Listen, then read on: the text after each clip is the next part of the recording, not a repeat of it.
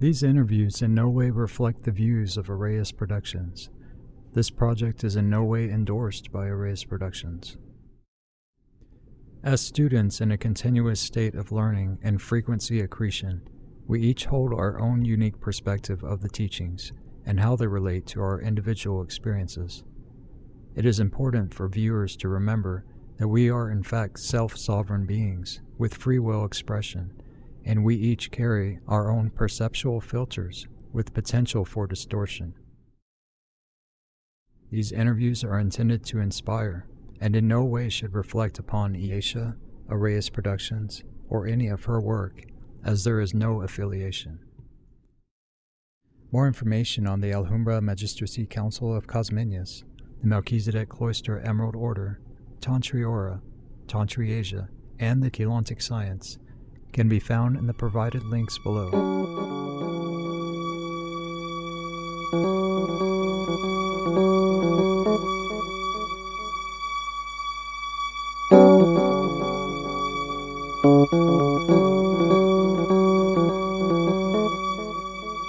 Hello.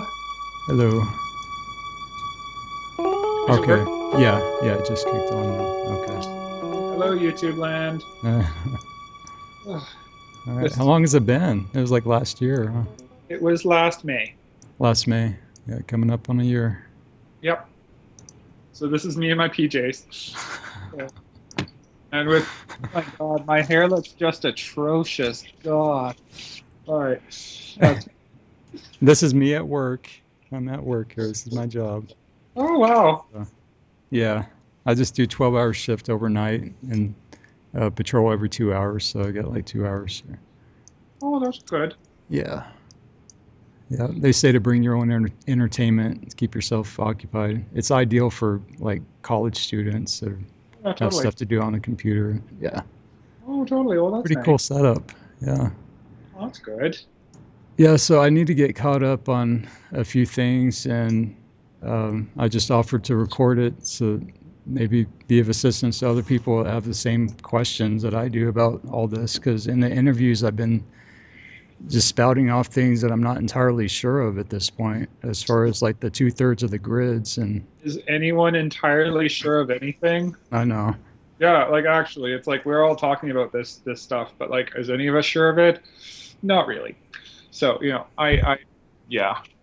Well, I mean, according to KDDL and all the recent stuff, because to be honest, I really haven't integrated all of it yet, all the new stuff. Yeah. So, and I think you have, like, you've been following it. Yeah. Have you pieced it all together? Well, I think I pieced it all together, but I don't. Maybe other people might disagree with my interpretation of it.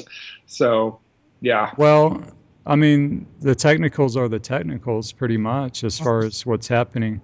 What's happening with 2/3 of the grid? Because it's always been 1/3 Christics and 2/3 grid war stuff, and us trying to make deals with these guys and stuff. So what is it? That's been a thing for a really long time. So back in the early period of so basically so I will just speak right now. I always take kind of chaos with a grain of salt. Like, I'm always like, all right, this is the narrative they're presenting and it's from their viewpoint. So I'll just describe their narrative. And just if I kind of lapse into using their language, just know that I'm describing the narrative. It doesn't necessarily mean that I endorse it or accept it or whatever. But according to the chaos narrative, so according to kind of the history presented by there, since the Atlantean catastrophes, I think about,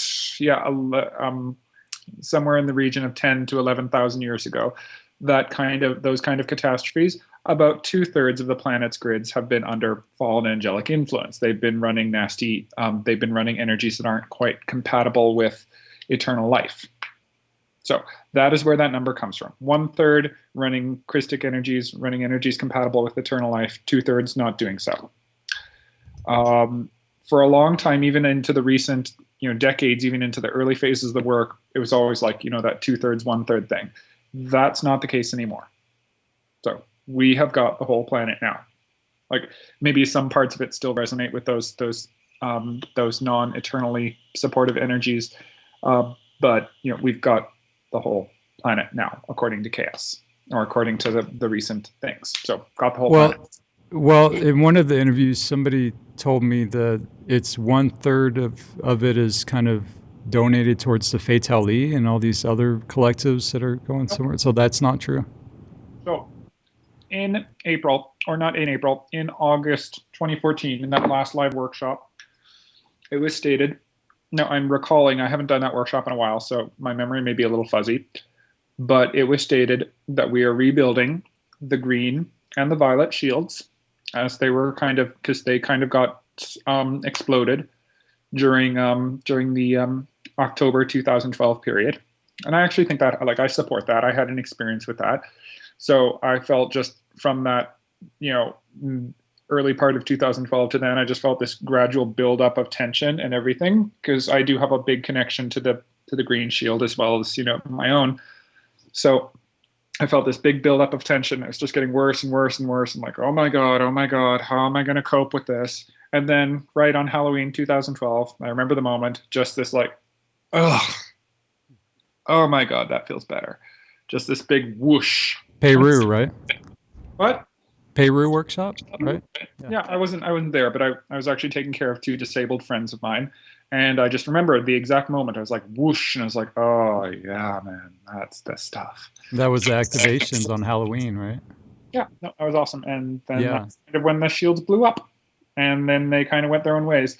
So well, let's go. Wait. Let's go into that a little bit, because that was a huge workshop for a lot of us. I mean, the notion of there being like double lines acknowledged, finally, and that there was people that were in service on the other side of the camp, the Metatronic sides and temples on Parallel Earth.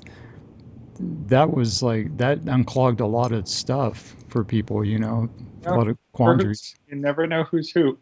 You never know whose side someone's on until the cards finally come down. And when the cards came down, we won. So that was that. We had the tokens and everything, those little token things. Yep. Yeah. What is that? What were those again? What were those for?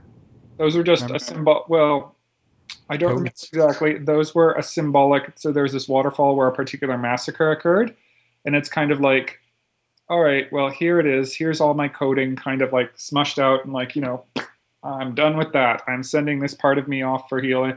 I'm giving this part of me, healing in this work. It's kind of just a symbolic token of one's affiliation to the shield, and all the trauma that happened healing.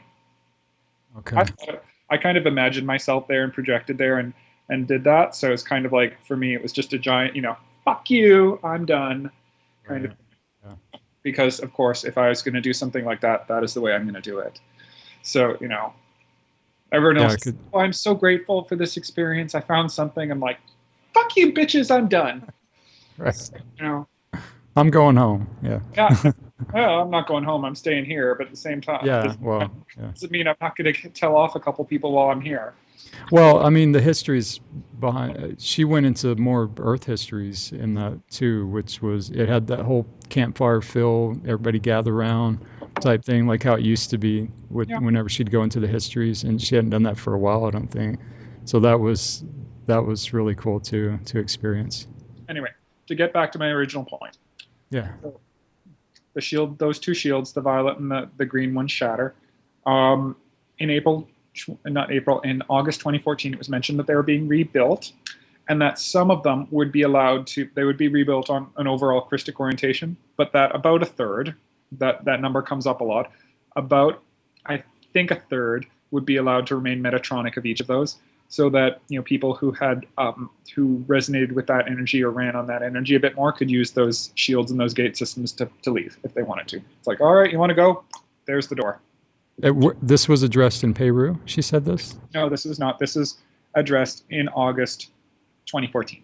August, okay. What was the name of that workshop? I keep saying August. It was the one that was just released. I don't remember the name. Okay, all right.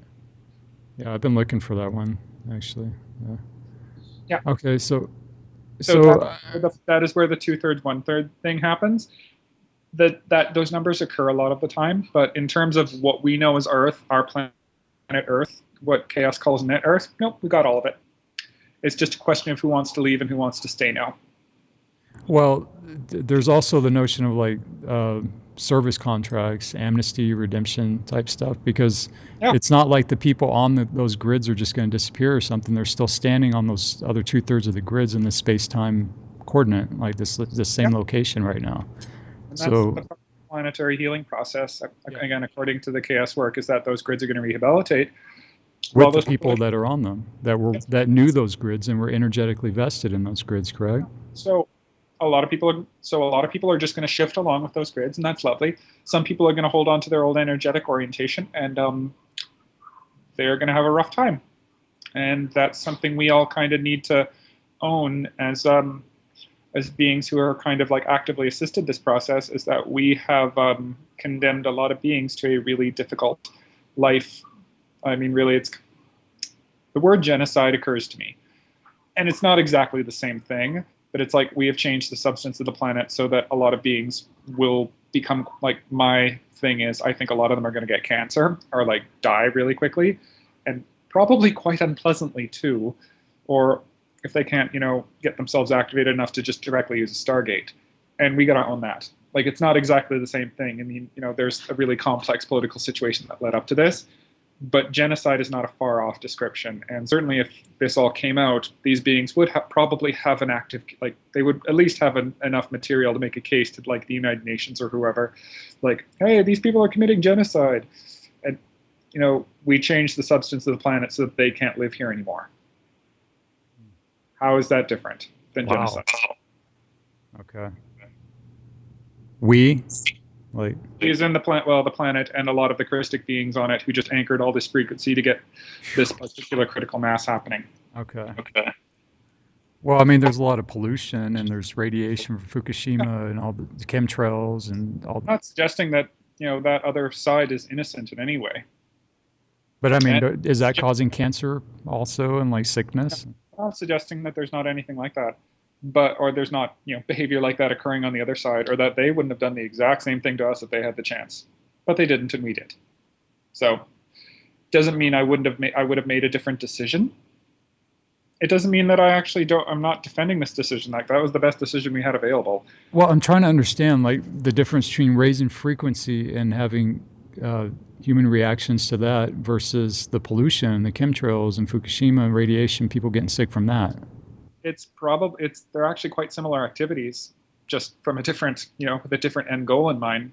Is it just rushing an outcome that was going to happen anyway? Like they're killing themselves off type thing? Yeah. They were trying to, all that stuff, I suspect, pushes the planet towards their kind of end goal. They were trying to kill us, but they're killing themselves.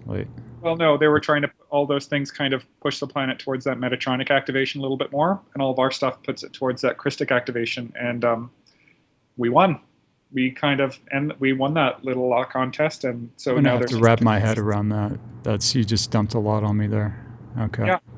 So that's kind of it. We were both having a tug of war, and they would have done the same thing to us, and we'd be in the same situation if we lost, but we won. So. Well, I know that they're incarnating off the planet too as they die. Like the soul groups they're not here anymore. Like they're they're progressively like incarnating their systems and. I'm getting just my own intuitive hint that the vast majority of them are sticking around. Oh, for like amnesty service contract stuff. Amnesty. It's not amnesty. It's not a service that anyone's extending. It's like everyone who comes to Earth or who's on Earth or is connected to Earth has this opportunity. It's like, do you want to do this? Because Okay, well, here's where I need to share my input on this of what I've been witnessing personally from these interviews. Okay, so it started with Avalons. And then there was just like a progression to this where people came to me in the same position in the public light, some of them running businesses and just absolutely integrating KS and in a position to do major outreach in the public light. To me, that looks like some type of service contract and a prearranged type thing where it was like set up for them to do that at this time with the dynamics that are taking place also. What's your take on that? Well, that sounds pretty accurate. Okay. So there's a ton of people who are just, coming on board and wanting to do this and doing it consciously. My view, and this is my own personal view, Aisha hasn't really talked about this, but my view is that this ongoing process of accretion we're doing for the planet, there's an end point. there's a point at which we kind of get the period at the end of the sentence, and a relatively complete spectra is happening. After that point, it just, the planet goes through its normal slow evolution, and you can continue reincarnating and continue doing the Earth thing here pretty normally. I'm really not a fan of disclosure. I really don't think life is going to dramatically change in the near future or anything just through some magical act like that. I mean, it really I've been saying we got to disclose ourselves first. And that's pretty lovely, but I'm not a fan of that. I think life will continue on pretty much at those, very similar to how it's been, just with that same gradual uptick. And maybe because life has been improving on Earth. If we look at the 17th and the 18th centuries, like how the quality of life was and what people's minds were, it was pretty bad. And it's been on a slow uptick. Maybe that slow uptick goes from like to like, maybe it kind of just gets a lot faster or something. I don't know. I think it goes hand in hand with healing ourselves, and discovering ourselves. So that's when, as we go at the halfway mark with the Guardians, that's where they kind of meet us. But so many of us don't know where halfway is. We don't even know where to start sometimes. So anyway, that's my view. And that once those energies become available, it's just a question of engaging with them. Like, you can passively engage with them and kind of get swept along with the planet, or go again, or get swept against it, or you can actively engage with it. And then, my hope is still to get myself to the point where I can actively engage and actually heal my own body and get to that orbing point, because that would be awesome. To go through a gate. No, it's not. When you're good enough at this, I know this. When you're good enough at this, gates aren't even a thing. It's like, I think of gates not so much as we use the term Stargate because of that movie from like the 90s. I don't think of them like that. They are a circulatory system. They circulate energies throughout the universe and just make those energies locally available. It's like a body having it's like we are opening the circulatory system of a really big body, the planet. And when those energies are available, we can metabolize them in our bodies, and a lot of processes that weren't happening just start happening again. It's like when a person has they're missing a vitamin or an amino acid or something, and then you throw that amino acid back into their system, their body's like, oh my god, there's so much stuff I can do now that I couldn't do anymore. Oh my god. That's what's happening when that kind of period at the end of the sentence of the energies is put in, which I think is going to happen next year. Or maybe I'm wrong about that, but that's another question while you bring that up. So the stellar activation ends 2017. That's the end of the window of the stellar activation. So what is this implying as far as the dynamics of Ascension Planet right now, and also timelines? Like, is there still 3 timelines happening? Let me finish my point. Okay. Because I get into that. So when that last little bit happens, it's that energy's there. You can just metabolize it and speed it up by actively engaging with it, or you can just passively go along with the planet and continue on with its gradual evolution and everything. So in my mind, the stellar activation cycle is not about a time window to do X, Y, and Z. It's about a time in which X, Y, and Z is occurring. It's about a time to pull in some energies into the planet when it's particularly receptive.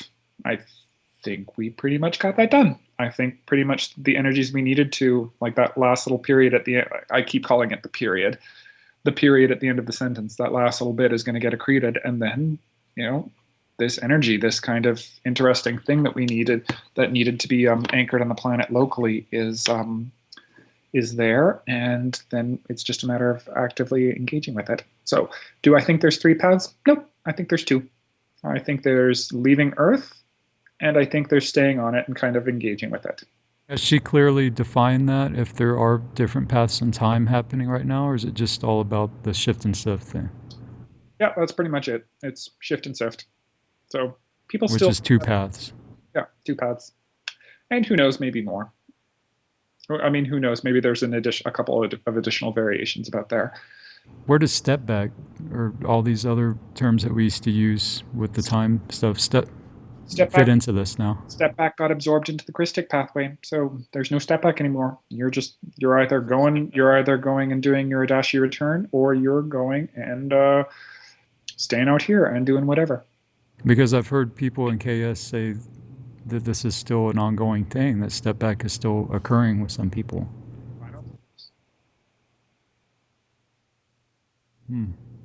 I mean, maybe if you wanted to do step back, I'm sure the option is available.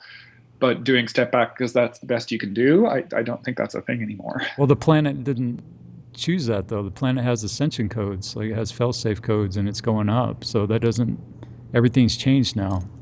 Yeah. So right? if you wanted to do step back, I'm sure someone can arrange something for you. Some probability timeline or something, right? Oh, no, I'm sure you can I'm sure there's like a little, like, I get the sense of like in like the spirit world or whatever, there's like a booth. There's like a booth at like, kind of like a carnival or something. There's like one of those rides that nobody wants to go on. It's like, step back. Maybe like 3 people want to go on. Woo, we're going on step back. We're going to ride that ride so hard until we barf and then we forget who we are and we get to try again. Woo! Okay. Or something like that. So, yeah, I'm sure if you really wanted to do that, there'd be something. Yeah. Huh. Well, that's interesting. I mean, that's a lot to catch up on. Most of that is my opinion. She seems to be talking about shift or sift right now. So it does seem to be simplified now in those terms, just very simple. Like, you want to do this, or you want to go somewhere else and keep doing the thing you've been doing in like the world, not the world, but in kind of external reality the way it is, because you can do that if you want to. I personally do not think that means necessarily you're going into a fall situation. I think there's the possibility for Adashi return and that kind of thing, even in like quarantine systems where there's all sorts of horrible things happening and everything. I think there's still that possibility. It might be really hard, or really challenging, but I still think it's a possibility. That's always been like a big conversation for me with some KSers, is like in the memory matrix, because she's mentioned in workshops too that if you remember like a being that has fallen, you can gradually pull more of that quantum back on the other side of their template type thing. Yep. Well, I seem to remember doing that a couple of times, so I think that's true. I still think it's an incredible possibility, even in like the darkest and nastiest situations. There's a possibility. You can do your Adashi return. You can get out of there. You don't need a gate. You just need access to that energy, and you need, and that energy can be found in a bunch of different places. You just need to initiate that process in yourself. And once that process is done, you can get the hell out of there, or, do whatever from wherever you are. That is my personal opinion. I don't think that has been mentioned. It's probably been anti-mentioned in some of the various material and some of the various workshops and things, but that is my opinion on that. Well, it isn't so black and white as like, okay, a black hole system is fallen and there's no access, it's cut off from God. Because, I mean, look at our system. We're in a black hole system, and there was mechanics to where we were able to still do biogenesis and get ourselves up out of here. So I'm sure it's very technical depending on the situation and what system you're talking about. Yeah. So that's my opinion on that. I still do get the sense that something big is going to happen next year. I always call it the period. Something big's happening this year already. Like, it's just amplifying, it feels like. So maybe it'll be huge, but like something really big next year. Okay. So I call it the period. I don't know what it's. I like up there. Paul knows. Up there, Paul knows exactly what's going to happen. Me, I'm like, I've got no clue. What are you seeing in the news and stuff this year? Are you witnessing the shift and sift happen in your hologram? Politics? I mean, immediate hologram stuff? Well, first of all, I will say this to you all as Americans. What the fuck? Like, politics in the United States has been really broken, but it's like worse than normally broken this year. So like, I'm seeing a lot of ridiculous political shit. Not something you could never think possible, because honest to God, whether somebody like Trump happened in this election or 2 elections from now, something like that was happening. It was going to happen eventually. It just happened a lot faster than I thought it was going to happen. I thought it would be like, maybe I'll be in my 40s, they'll be doing something like that. Nope, it's happening now. Yep. But nothing extraordinary. Like, we've had a lot of shifts in Canada. Like, the day of the last talk we had together in Alberta, we switched governments for the first time in 44 years. So we had progressive conservatives. So in Canada, there is a party for a long time called the Progressive Conservative Party. They're conservatives who aren't socially ridiculous. That's their whole theme. and who do care about public health care and things of that nature. And they governed well for a really long time, but they kind of lost their direction in the last 10 years. So we got rid of them and replaced them with a socialist party. It is difficult to communicate how big of a change that is. Imagine Texas electing Bernie Sanders as governor and a full slate of like, that is exactly what happened. Like Bernie Sanders, full slate in your legislative bodies, and they start to do their thing. Like that's what happened. Like that is huge. Same thing. We changed governments in federally as well. We got rid of the conservative government, and we got a new liberal government, which was headed by Justin Trudeau.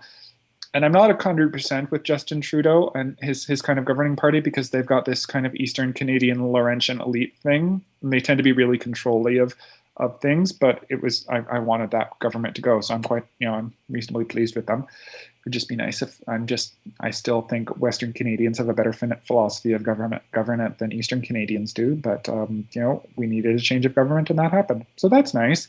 But in terms of like some sort of grand narrative, like some people in the disclosure movement are positing, nope, I don't see that. Not even slightly. Well, not necessarily that, but I mean the shift and sift thing, like, because to me it feels like even if I'll just say it, like even if Trump wins, it's like that's almost like fuel for the movement that's already happening, that's already ignited. So I mean there would be more of a push to speed things up in that sense, and everybody's getting in where they fit in. Like it's very divided here in our country. Everybody kind of knows where each other stands now finally, so that's a blessing. You guys have been divided for 20 years. Yeah. I mean we've been divided, but now we kind of know a little better. It's out in the open type thing, which is healthy. That's the thing. It's just so I'm of the opinion that it's gonna, like, shift and sift is an unequal process. There's going to be like 95% shift and like 5-ish% sift. And so, and those people you're probably going to know. I think a lot of that ascension process is just us working our crap out. It's like, if the ascension process really does happen, if this earth healing happens, I see a lot of governance actually not, disappearing into some kind of utopian ideal, but becoming more functional.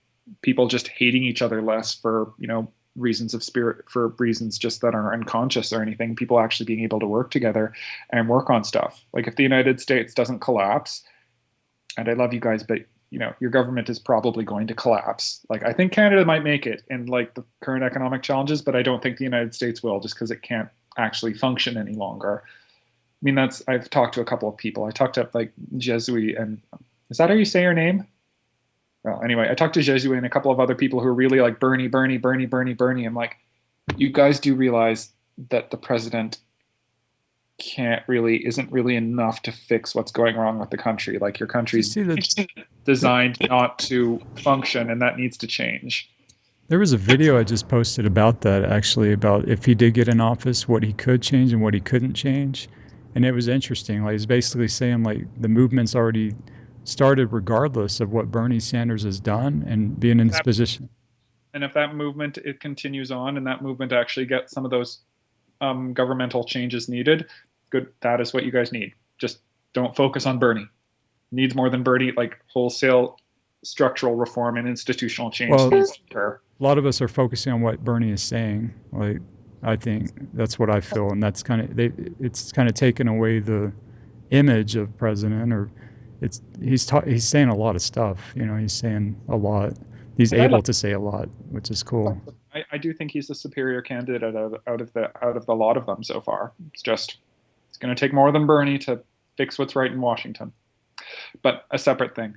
So I do think that a lot of this kind of process will just be us fixing what's wrong with things on our own. Like someone will come up with a big idea and it'll be like, oh, what a good idea. And everyone will implement it and things will get better. And we'll be doing that a lot until, life is better than it was. Okay. And we have been doing that a lot in like even the past century and the past everything. Like someone will come up with an idea and it's like, oh, let's do that. And life gets better. So it'll just be more of that. Well, it kind of brings to mind us also, the collective us, because it gets back to my original question of what I was really wanting to discuss with you. is the 2/3, and the groups that are energetically vested in 2/3 of this planet that have been for however long, I don't know how long, and all the grid wars and stuff, all these collectives. Yeah. So I mean, we're going to be working with these people now, like Illuminati families, Dracos, all these fallen that are choosing to go up. They're choosing to work with the flows. Already. Huh? Who's to say we haven't been doing that already? Yeah, exactly. But I'm just seeing this. Like I'm witness. Yeah. So I have a group of like draconian people, and some of them are in physical bodies, and I'm not going to tell you who they are, but some of them are in physical bodies and they're around just keeping an eye on me, and others are in spirit and they're like my bodyguards, and they're loyal to me personally, not the Crystal River host, although they do have, they're like, all right, we're down with that. Not the Crystal River host, not any other guardian groups. They have to be down with it if they're still here, if they're going up, right? Oh yeah, no, they're totally. Is there timeline writers? Like, I mean, some that are just like riding on the edge here and like there's time. Yeah. Helping, and then they're going to sift off at the last minute or something. I'm sure there's a couple, but so my guys, I'll tell you about them. I used to run an Ascension school in Atlantis, and these were some of my students, and I helped a lot of them out of a really tight spot, and I ran a school for them, and a lot of them kind of actually got a lot of their codes back and kind of managed to make it out, and those that did kind of had a lot of benefit from it. So they kind of like, all right, Paul, we're sticking with you. Like, we're loyal to you, and not necessarily any of the councils or any of the political factions within the Alhambra or the Messiahs or the Guardian Alliance or whatever. You personally. I cannot tell you how wonderfully convenient that is. Like, just to have my own little personal bodyguard and, people who are keeping an eye on me and protecting me and everything. Like, it is the most wonderful thing, and I love my guys so much. And they're the sweetest little people, and, I love them. So, yes, I've had things like we've been working with, and I've always had a working relationship with a lot of the Anunnaki. Are you seeing this in your practice, in your business, like people are popping up type? I'm going to talk about my practice. Okay. So okay. All right. Well, just your life, are you seeing this? Talk about it in general. Okay. All right. I treat anyone. I don't care if Lucifer himself came in to see me, came into my office. Like, if he sincerely wanted some work done, I would totally do it for him. I treat anyone. So I see everyone coming in for some healing and some stuff. And so I treat everyone. And and that's the thing.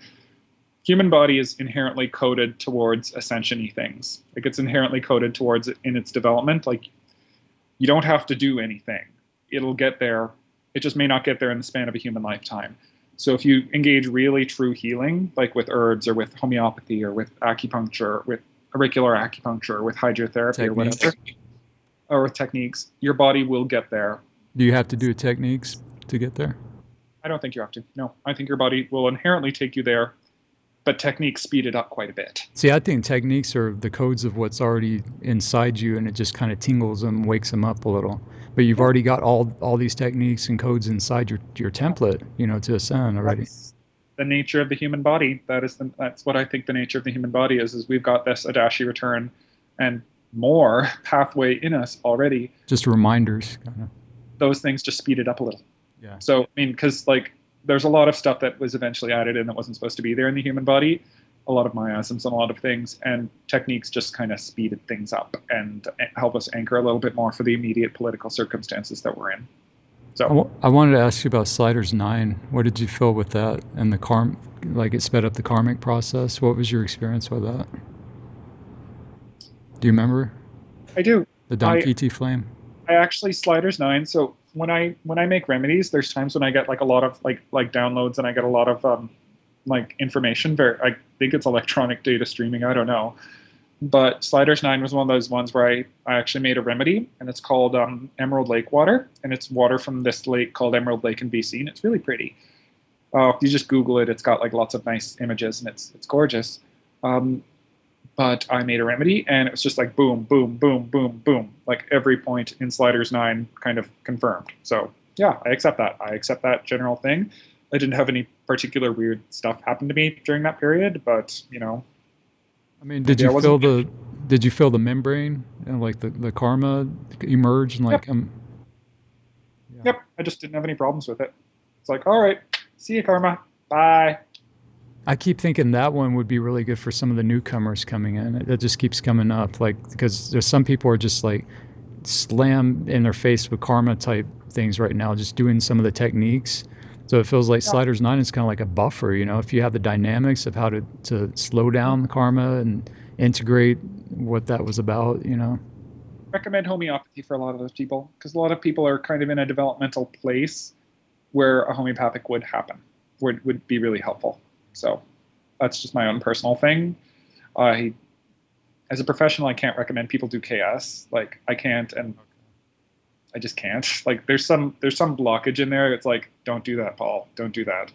Really? And yeah, no, it's not even like a fallen angelic thing. Like, I've had fallen angelics try to like recommend me do stuff, and I'm always like, it's always really easy. It's like, oh no, who the fuck are you? Go.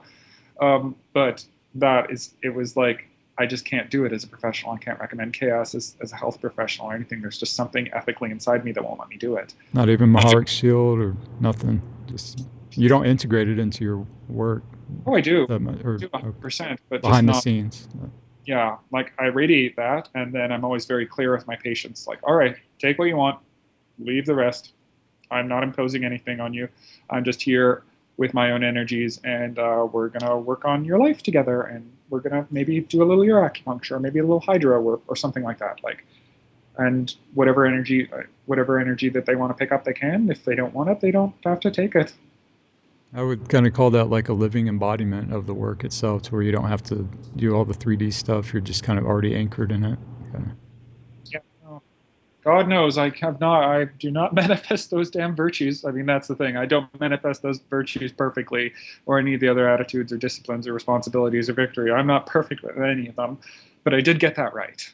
Like, I analyzed my ethical position in terms of my work and the relationship of my meditative practices to my work, and I'm like, I'm okay with that. Like, that is a good ethical decision. So I got that bit right, even if I may have fucked up the rest of my life. So yeah.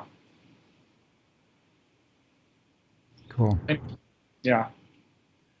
I think that's about it. I've covered everything. It's a lot of food for thought for me, and some clarity on the rest of the interviews, because I came to a halting screech with this last one with Florian, who's a newcomer, and he was in the Kabbalah study and everything. So I was like trying to break down all this stuff, and I kind of realized, well, I'm not sure about some of this after I went back on it. So it's good to. The confusing part that many people are finding is how 1/3 and 2/3 kind of keeps popping up. Yeah. And 1/3 and 2/3, and those third things don't necessarily refer to the same thing. So, for instance, I described the 1/3, kind of 2/3 of our net Earth, but there's also a different thing. So let's imagine our original Earth, before all this stuff happened, Menti Earth, got split into 3 pieces. So there was Phantom Earth, there was our Earth, net Earth, and then there was Median Earth. Our net Earth got split into 2 pieces again. It got split into the hibernation zones, or Caduceus Earth, which is 1/6, and our net Earth, what we now know as our planet Earth, that everyone can see and agree on and thinks is real, that's 1/6 as well. So with that whole December 2012 activations and everything else, our net Earth, Caduceus Earth, and Median Earth got smushed back. They got energetically kind of reconnected together, so their energy fields blended, and then parallel Earth? Not parallel Earth. Parallel Earth is a different thing altogether. Okay. So Median Earth, Caduceus Earth are the hibernation zones, and net Earth remerged their energy fields, and now they're going to slowly physically merge over the next however many years. Where does parallel Earth fit in this? You got rid of them. They're done. It's gone. They're gone. They're doing their. Because that was a big part of our quantum also, was shadow body. What happened with the shadow body? That was 3/4 of our quantum. Yep. Parallel Earth. Gone. Is gone. And that was shadow body. So parallel Earth was different. Parallel or shadow body was mostly on Phantom Earth. Phantom Earth, we kind of disconnected from it in 2003, according to the work. So we disconnected from it. It's off doing its own thing. Because, you're going to have some people, some old timers I know for a fact in KS are going to say that shadow body is still very relevant, to do that in flame body. Techniques aren't relevant. Just means that particular that particular aspect of quantum of Earth is not really so directly interacting with the planet anymore. Those techniques are still good. You can still go in there and like pull in whatever quantum you want out of, like you may have some quantum left there. You can pull it back in, or I know there's benefit. I know there's benefits even if you pulled in all your quantum. There's still benefits from going through that process. So you may still want to do that, even though it's gone and like it's not affiliated with Ascension Earth right now. Gone is gone is I should define that term. Gone means there's no, again, according to my own intuition of the work, there's no really direct connection. It's like, how you can get an airplane flight from like Calgary to Toronto in 3 hours, and so it's pretty close. But then if you want to get a flight to like Nunavut, you have to go from Calgary to Fort McMurray to like Whitehorse to like Nunavut or something like that. So it's kind of like that. There's still a connection, but it's not quite so easy to get to and fro. So the amount of energy passing through those gateways is a lot smaller. Okay, that makes sense. Yeah. Instead of like Earth, parallel Earth, it's like parallel Earth, unnamed system 1, unnamed system 2, unnamed system 3, unnamed system 4, Earth. So there's a lot more further you have to go. And it is so personal right now as far as people's healing, because when newcomers come in, they naturally, I myself wanted to naturally say, well, what do I need to do? Like, show me where to go, like which workshop is the best to start. And you can't do that anymore. Like, we're in self-healing, you have to literally sit down with yourself and look at it all and see what resonates and follow your discernment where to go. I can't give advice anymore to people. So no, I have a general set of workshops that kind of like I recommend to people. It's like, all right, this is kind of the basics. But my big message to newcomers is just calm down. You're fine. It's okay. Right. Like, you'll be all right. There's a certain amount of urgency that's to a certain extent unnatural. So just sit down. You'll get it. Yep. Don't worry so much. And it's fine. There's no time limits. I mean, I was talking about this with Avalon, and Avalon, I like Avalon. He's a nice guy, but he's all about like, Paul, when's the date? When's the date happening? When's the date for this and that? And I'm like, there's no dates. Like, do you want to do that? Like, there may be dates that a particular activation happens, but it's not like a train you have to catch. There was old dates before, and there's tons of old dates. So, I mean, people just coming into this, seeing the free workshops online are like, Voyagers was really bad about that, because Voyagers was like, if you don't catch the energy by then, you go to this timeline and you go to that timeline, and there's no timelines. Well, even Camelot, even the Camelot videos that's still up, Too. So Camelot as well. It's like, oh, if you don't catch this by a certain date, there's the thing. And I'm like, there's no date. There's no date. You can do it whenever you want to. Be calm. It's just a question of actively, like, do you want to go and do that pathway, that kind of ascension pathway? Like, I think that just wanting to do that, or even not even wanting to do that, even just like kind of having that innate unconscious desire is enough. You'll engage with it. The only question after that is, how quickly do you do that? How quickly do you make those changes? And I think working consciously with these energies helps you make these changes enough to maybe even get some real concrete results within the span of a human lifetime. Like, I read a book recently called it's called The Rainbow Body and Resurrection by Francis Tizzo. And it's a really good book because there's a lot of interest in the rainbow body phenomenon in the New Age movement. And there's a lot of misunderstanding about it, because the rainbow body is the rainbow body is a phenomenon in Tibetan Buddhism and Tibetan Bon Po. We kind of think of Tibetan Buddhism as a big monolithic thing, but it's actually 5 schools. One of them is kind of an indigenous Tibetan religious tradition called Bon Po that's been influenced by Buddhism a lot, and another Bon Po, and another school called Nyingama, which I'm probably butchering the name, but those two manifest it. And so there's a certain set of practices you do. Those practices are kind of called Dzogchen, and then if you get really good at them, if you practice them, and apparently the consensus is for about 60 years, when people die, their bodies just shrink into nothing. It's like, poof, you're gone. That reminds me of kind of a lot of that. Vibhati dust. Yeah, it's exactly it. That's what they're doing. They've been doing this. So the kind of New Age mythology is that 160,000 people have done this, since the time of Atlantis or something. I have no idea where they're getting that number from. We do know that this becomes a phenomenon in Tibetan literature in the 11th century. So we do know it starts, and Tibet has a very extensive literary culture. So we would know beforehand. Like the first time people mention it is then. So, and even nowadays, in a place in, when Tibetan religion is quite, it's had a rough time in the last century with the Chinese and everything. It still happens like every year or two. There's this person got the rainbow body, or that person did, or whatever. So it's still a thing. Is this the same dust that's left over that they used to try to steal real quick to get through gates that she talked about in workshops? Different. Okay. There was what was that called?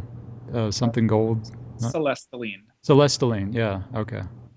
Which is a whole other story. Yeah. But okay. This is kind of in KS. There's a thing called Bardo, where originally, if people didn't kind of get their lives together and get enough kind of energetic activation to get eternal life in this, or go through fulfill their eternal life potential in their lifetime, their bodies would die and they would shrink and kind of leave this puff of dust and so forth. I think this is the same process as is going on with the rainbow body, but or at least an equivalent process, but they've been doing it for the past 9 centuries at least. So I'm like, okay, I think this process is pretty much inherent to humans. It's just a question of getting this energy kind of flowing in your body and working with it consciously. That speeds it up quite a bit. So my message to newcomers after my very long tangent, it's fine. If you have a desire to do this, you have an interest to do this, you're going along with it. The only question is how quickly you consciously engage with it personally, and how quickly you're able to clear your blockages. And there's not a huge rush on that. You can take your time and figure it out and, be calm about it.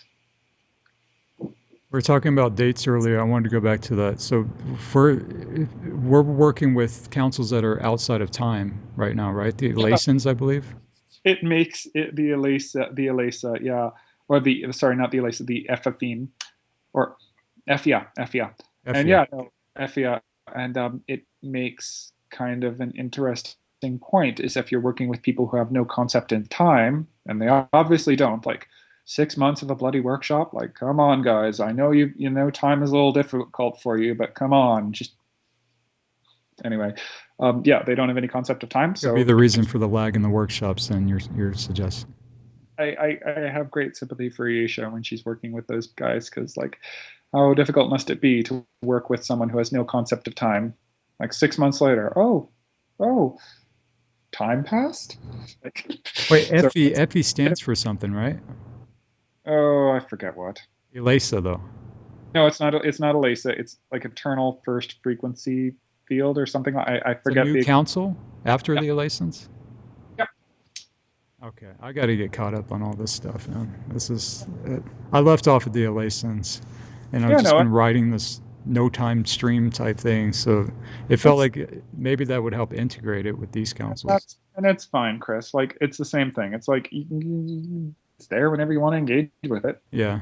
So don't worry about it. Well. So, but yeah, no. So they don't have a good concept of time. So asking them to pin down a date is kind of pointless. It's it happens when it happens. We have no concept of time. It's 900 already years. Who knows? You want to travel into the future in 901 years and tell me what's going on there? I would appreciate that. Even that I would have my doubts about, but that would perhaps be a little bit more firm than relying on theoretically whatever's going to happen. Didn't it shrink from I remember it was 1,000, at least a couple thousand or something, then the 900? Do you think after a few years it's going to shrink down to 50 years? You're now we're there. Okay. All I know is I think this energy is anchoring, and when it anchors on the planet and becomes available just in the general planetary atmosphere, then it's just a question of whether we want to consciously engage with it and speed the natural process that will be initiated up. Okay, so there's people already, quote unquote, going through gates right now, or you said that orbiting. No, I did not say orbiting. I say I would like to do that. There's people who are engaging this rainbow body process, and probably a proper bardo. So they've been doing that for a while. Okay. So my opinion on that. Where are they going, though? They're just bardoing, but we don't know where they're going. Okay. I still think that's pretty bloody cool. Yeah. All right. So it's not like I've done that. Seems My like the correct way to my leave. my suggestion about this is that these energies which enable a person to orb or bardo or whatever, they're constantly available. You just need to know where you're going, and you need to go and consciously get them. You need to expend effort, know where you're going, and like, oh, okay, I'm going to go and engage with this process. Here I am doing it. La la la la la.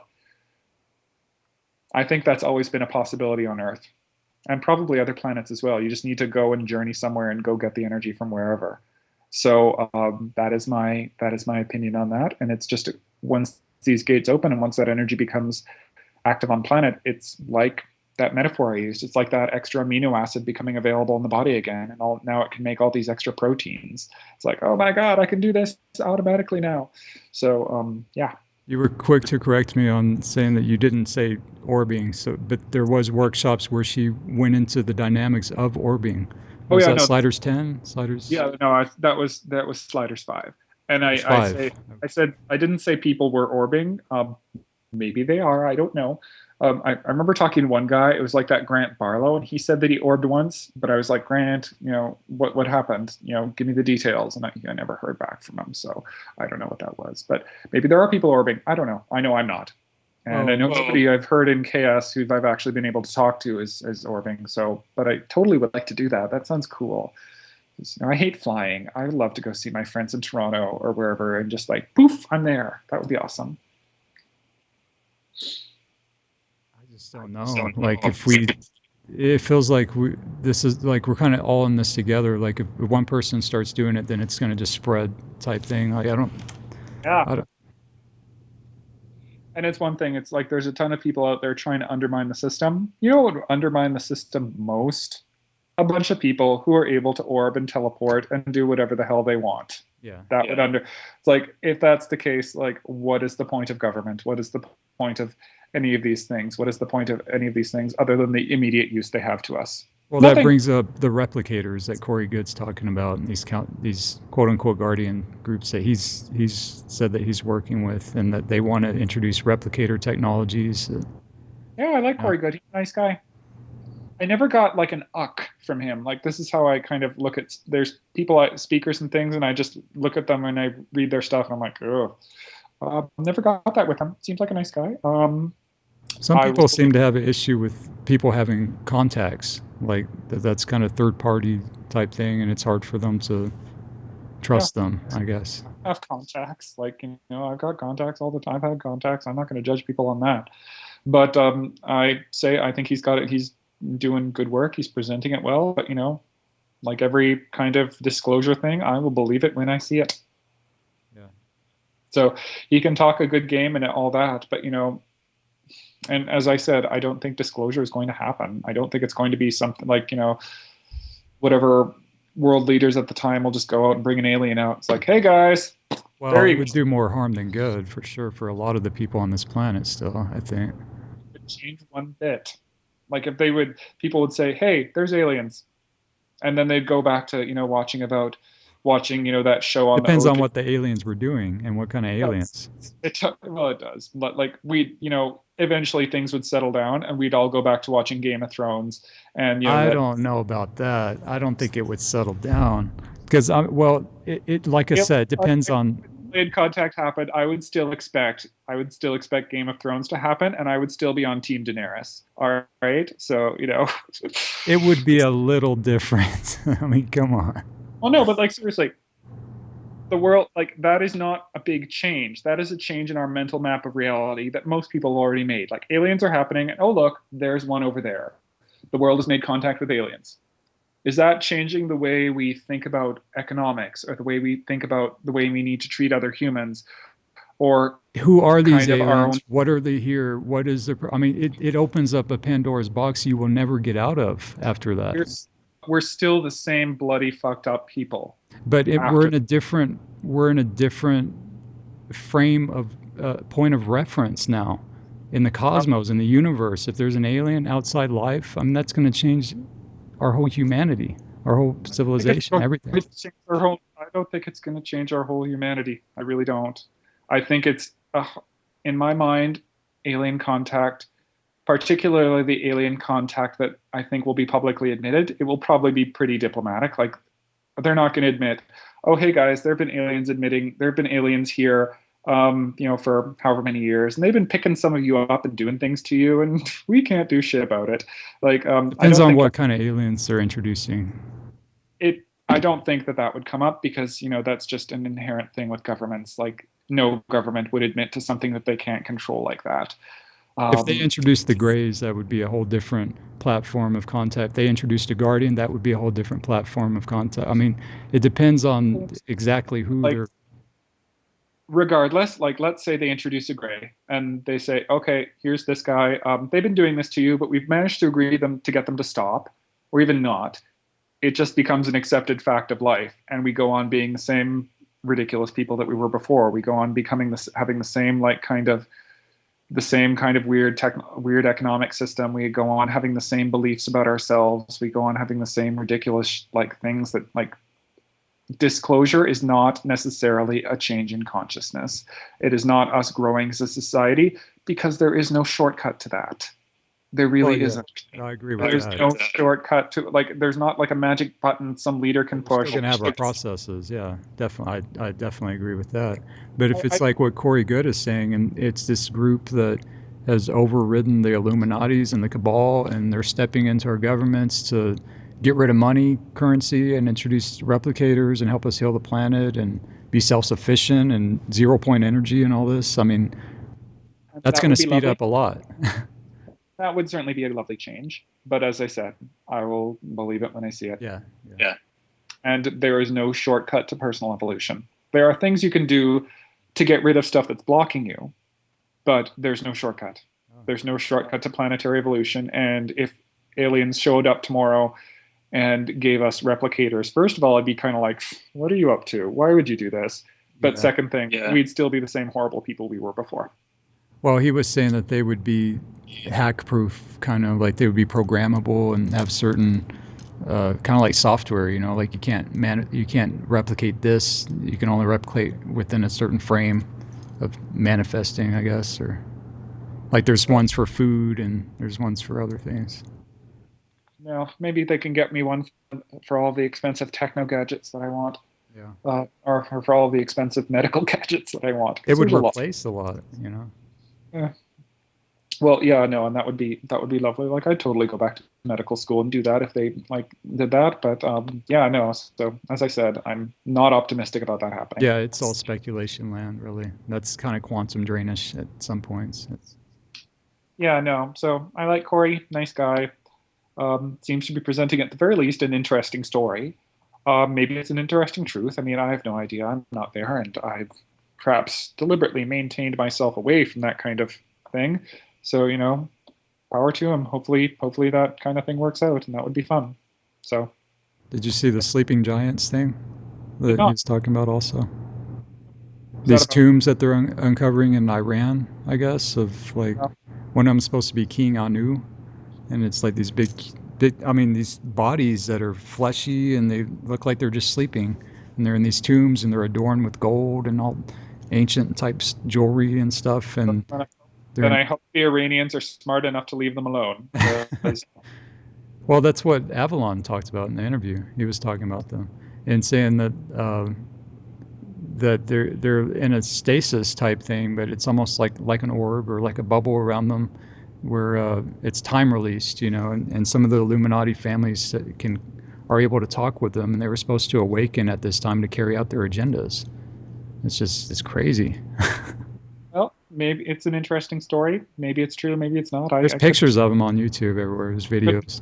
There's pictures of a lot of stuff. Yeah, there's pictures of a lot of stuff. Yeah. So I will withhold. I mean, it's an interesting story. Maybe it's true. Maybe it's not. Yeah. Yeah. Mm-hmm. All right, we can wrap it up there. Thanks, man. I don't want to keep you too long, but thanks for your time with it. Appreciate it. Thank you so much for the questions. And if you've got anything else, just, give me a shout or anything, okay? All right. Have a good night.